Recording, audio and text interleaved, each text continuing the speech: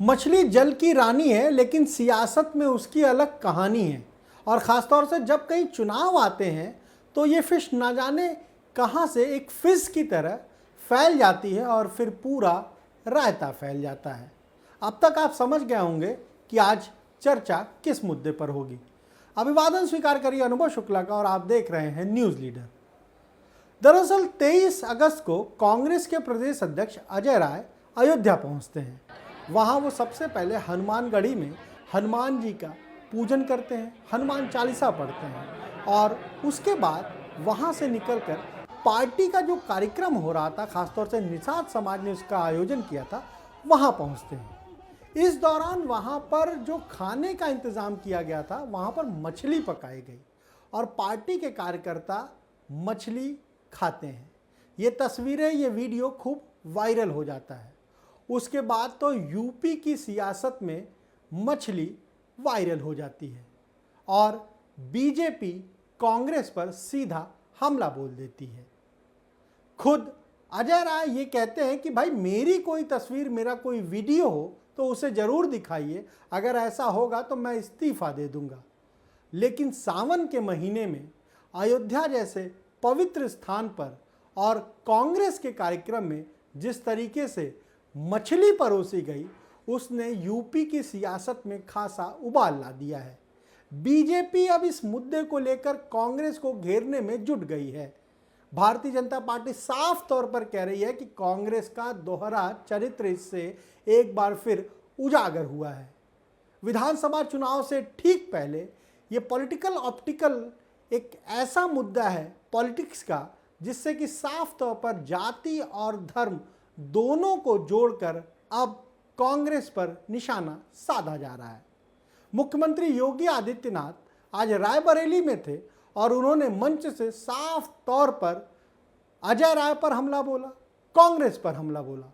उन्होंने कहा कि देखिए, इनके प्रदेश अध्यक्ष कांग्रेस के पहले हनुमानगढ़ी जाते हैं, वहां पूजन करते हैं और ये खुद को कहते हैं कि ये सनातनी है। अरे ये कैसे सनातनी है, ये कैसे हनुमान जी को मानने वाले लोग हैं जो अयोध्या में जाकर मछली खा रहे हैं। इससे साफ तौर पर पता चलता है कि ये गिरगिट की तरह रंग बदलते हैं और ये कहते कुछ हैं, करते कुछ हैं।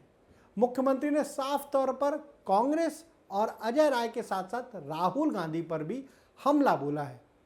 उन्होंने कहा कि राहुल गांधी अगर बात करते हैं, आज के समय में युवाओं को भड़काने का काम करते हैं, वो सनातन का अपमान करते हैं, तो उसकी सीधी तस्वीर अयोध्या में कांग्रेस के प्रदेश अध्यक्ष दिखा देते हैं। वो सावन के महीने में अयोध्या जाकर मछली खाते हैं। इसके बाद मुख्यमंत्री के इस बयान के बाद अजय राय सामने आते हैं और वो ये कहते हैं कि भाई मैंने अगर मछली खाई हो, उसका कोई फुटेज हो, कोई वीडियो हो, तो उसे जरूर सामने लाना चाहिए और अगर ऐसा होगा तो वो अपने पद से, यानी प्रदेश अध्यक्ष के पद से इस्तीफा दे देंगे। दरअसल कांग्रेस के जो लोग हैं और खुद अजय राय, वो अपने बचाव में ये कह रहे हैं कि वो निषाद समाज का कार्यक्रम था और वो अयोध्या से जब बाहर निकले, वहाँ पर एक गेस्ट हाउस में वो कार्यक्रम रखा गया था और निषाद समाज का मुख्य काम ही मछली पालन का है, उनका मुख्य आहार ही मछली है। तो भाई अगर वो मछली खा रहे हैं तो उनके लिए उस पर वो क्या कह सकते हैं। और इसके जरिए कांग्रेस एक मैसेज दे रही है, खासतौर से निषाद समुदाय के बीच। यूपी में निषाद वोट बैंक अच्छी खासी संख्या में है। कांग्रेस को लग रहा है कि इस मुद्दे पर अगर उसे घेरा जा रहा है तो वो निषाद समाज की बात को अगर आगे रखेंगे तो शायद चुनाव में निषाद वोट बैंक उनके साथ जुड़ जाएगा। इसलिए वो कह रहे हैं कि भाई वो तो निषाद समाज का कार्यक्रम था और निषाद लोगों का जो मुख्य आहार है वो मछली है, वो हर दिन मछली खाते हैं, तो इसमें उन्हें क्यों घसीटा जा रहा है। अब केवल ऐसा नहीं कि यूपी में चुनाव से पहले ये मछली जो है वो इतनी वायरल हुई है सियासत में। आपको बिहार का भी चुनाव याद होगा, 2024 का लोकसभा चुनाव, जब तेजस्वी यादव और वीआईपी पार्टी के मुकेश सहनी एक हेलीकॉप्टर में प्रचार के लिए जा रहे थे, तो उन्होंने खुद एक फ़ोटो शेयर किया था अपने एक्स पर, जिसमें वो मछली और रोटी खा रहे थे। तब बीजेपी ने उनको घेरा था, क्योंकि उस वक्त नवरात्र चल रहे थे और बीजेपी ने सवाल खड़ा किया था कि भाई ये देखिए कैसे हिंदू हैं, ये तो नवरात्र में मछली खा रहे हैं। तो तेजस्वी का उस पर अलग बयान आया था। उन्होंने कहा नहीं नहीं, ये तो नवरात्र से एक दिन पहले का था। तो ऐसा नहीं है कि केवल यूपी के चुनाव में चुनाव होने और उससे पहले ये मछली सियासत यहाँ पर हो रही है। नहीं नहीं, देश के अलग अलग राज्यों में चुनाव जब आता है तो मछली, हम कहें कि जो ये फिश है वो एक बिल्कुल फिश की तरह फैल जाती है, और वही अब यूपी में देखने को मिल रहा है। उत्तर प्रदेश में सरकार के मंत्री हैं संजय निषाद, अभी उनकी कुछ तस्वीरें वायरल हुई थी, उनका कुछ वीडियो वायरल हुआ था, वो भी मछली खा रहे थे। तो उन्होंने तो ये कहा कि भाई ये तो बिना लहसुन प्याज की शाकाहारी मछली खा रहे हैं। तो ऐसा नहीं कि केवल कांग्रेस की ये मछली जो है वो इतनी चर्चा में। संजय निषाद जब मछली खा रहे थे तो उन्होंने ये तर्क दिया। आपको इसी साल अभी पश्चिम बंगाल में विधानसभा के चुनाव हुए तो ममता बनर्जी क्या कहती थी, वो बार बार यही कहती थी अपने वोटर से, अपने लोगों से कि भाई अगर बीजेपी सत्ता में आ गई तो यहाँ पर लोगों का मांस खाना, मछली खाना, अंडे खाना ये सब बैन हो जाएगा, उन्हें कुछ खाने को नहीं मिलेगा। बीजेपी के लीडर जब पश्चिम बंगाल गए चुनाव प्रचार करने के लिए तो उन्होंने तो विशेष तौर से मछली भात का आयोजन किया। उसे ना केवल उन्होंने उसका सेवन किया बल्कि उसके फोटो को भी वायरल किया। अनुराग ठाकुर की वो तस्वीर आपको याद होगी जिसमें उन्होंने तिलक लगाया था और फिर वो मछली भात खा रहे थे, उन्होंने उसे पोस्ट भी किया था। तो एक तरफ तृणमूल ये कह रही थी कि भाई ये अगर आ जाएंगे तो रोकेंगे मछली खाने से। जब बीजेपी वहाँ कैंपेन के लिए पहुंची तो उसने कहा, इस तस्वीरों के जरिए बताने की कोशिश की कि नहीं, हम भी आप जैसे ही हैं, हम किसी को रोकने वाले नहीं हैं। ये तो ममता बनर्जी जानबूझकर एक नैरेटिव सेट कर रही हैं। इसी तरह जब बिहार में लोकसभा के चुनाव हो रहे थे 2024 के, तो बिहार में बीजेपी ने ये नैरेटिव बनाने की कोशिश की कि भाई चाहे तेजस्वी हो, मुकेश सहनी हो, ये हिंदू धर्म को नहीं मानते, सनातन को नहीं मानते, और इसलिए ये देखिए नवरात्र में मछली खा रहे थे। वहाँ पर तेजस्वी का जो भी तर्क था उन्होंने दिया, मुकेश सहनी ने अपने तर्क दिए।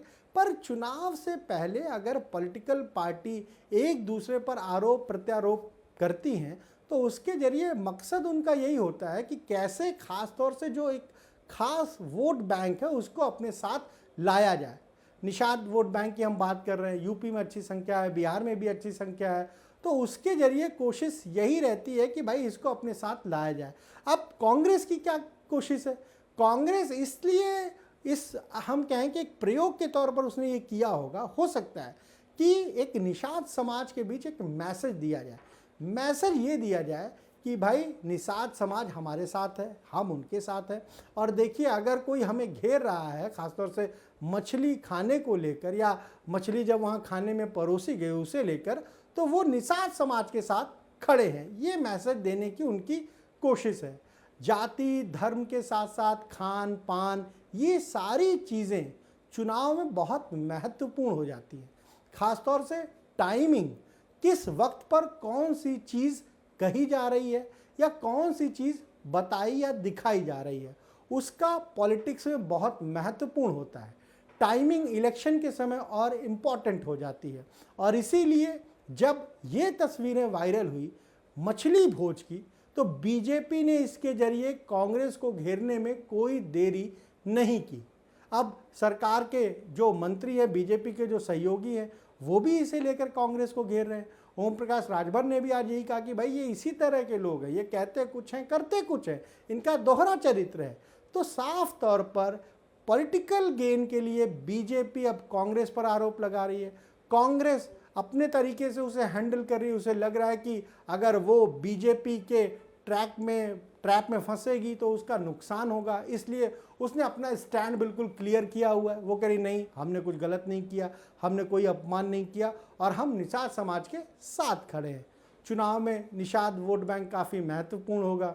बीजेपी के सहयोगी संजय निषाद हैं जो कहते हैं कि निषादों की लड़ाई वो लड़ रहे हैं। बीजेपी लगातार इस कोशिश में है कि किस तरीके से इस बार के चुनाव में सभी जाति धर्मों को साथ लेकर और हैट्रिक लगाई जाए, जो उसके सामने एक बड़ा चैलेंज है।